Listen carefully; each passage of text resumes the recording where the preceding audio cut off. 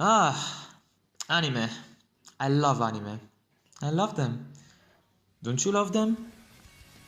I mean, have you ever watched One Punch Man? Did you see how this board man can kill evils with a single punch?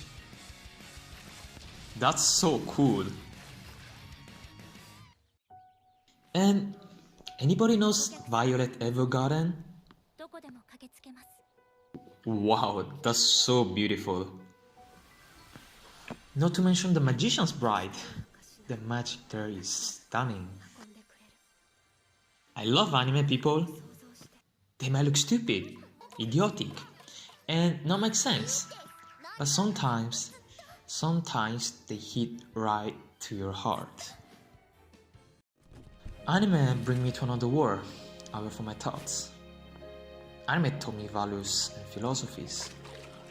I love the art, the drawing. That's so amazing. Wait, hold on. What? Do you know that people actually create anime in one of the worst working conditions in Japan? What? Animators live in the world far from cool, exciting, or wonderful anime world. How is it possible? I see the market growing more and more. A lot of people love anime now. I understand that they might have to work more, but one of the worst? Shouldn't they be super happy? Unfortunately, their working conditions are really, really bad. And you made the point, each animator has to work more. For instance, as there are insufficient people who can work, the second season of one of the most popular work of the latest years, Attack on Titan, produced by Wit Studio, instead of producing classic 26 episode seasons, they were only able to make 12 episodes due to the complete shortage of the staff. It doesn't make sense. If there is a shortage of animators, they just need to hire more of them. Am I wrong? Sure, but fewer and fewer people want to work there. But I could hire part-timers, couldn't they? Well, creating anime requires lots of different skills, especially when you want to maintain quality as good as previous seasons. Thomas Romain, a French animator who is working in Japan, tweeted, "It's now near impossible to produce 26 episodes high-quality shows. Studios are already doing their best within the schedule they get from clients." You can imagine that stuff like that happen a lot because of the shortage of skilled animators. Oh, that sucks. Right? And that's not all. In an interview to Romain, he stated that animators are poor, they don't have neither time or money to build up a family. Isn't that crazy? Just to give you a small idea, usually an animator only gets $1 per drawings, with an average of $25 per day. The worst is, they have to work from 50 to 80 hours a week. With all the math done, they nearly earn 100,000 yen a month. In dollars, it's just 900. 900! What? How can they live with only $900 a month? I see you picture that. And the worst is, the animation studios are off in Tokyo, and the living expenses are expensive as London's. Because of this, they got a really bad reputation, which shy talented young people away from this specific industry. Then why people keep working there? I can't imagine myself under those conditions. Here we go more into Japan's mentality.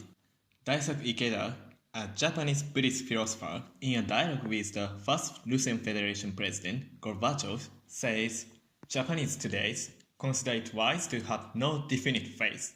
Japanese people remain obedient to authority. It is easier to submit and follow the path of the majority. Many fail even to notice their own wretched spiritual conditions. Also, there is an inherent spirit of Japanese worker in general, that is ikigai. Do you know it? Ikigai? What is that? It's a concept used synonymously with purpose or meaning of your work. To have a complete ikigai, you need to love your work. You need to be good at it. You need to get paid for it. And the world should need it. In short, you need passion, profession, vocation, and mission.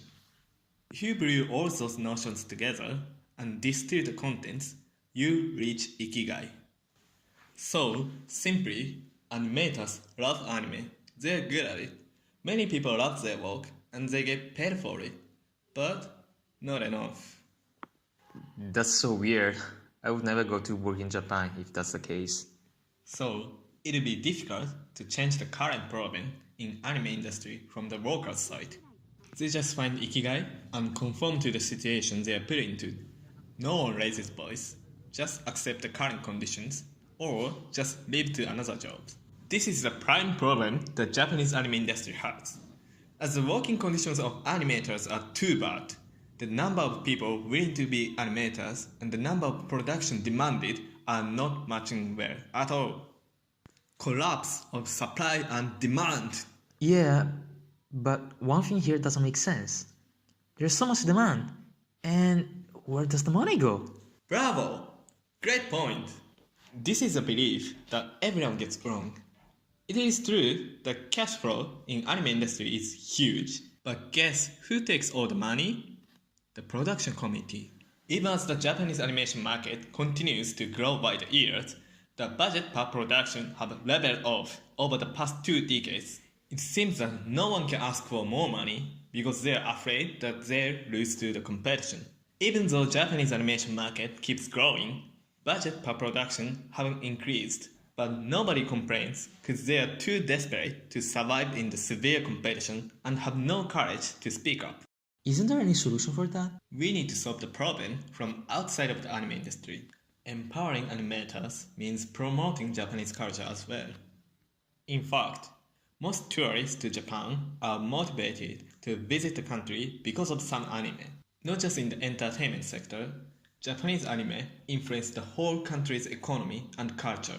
Thus, the anime industry needs to talk to the government, for example, leveling up minimum wages, holiday availables, and other compensations. It is clear that Japan, at a governmental level, needs to work on this problem so that more and more people start engaging in the anime industry to catch up the growing demand of the productions.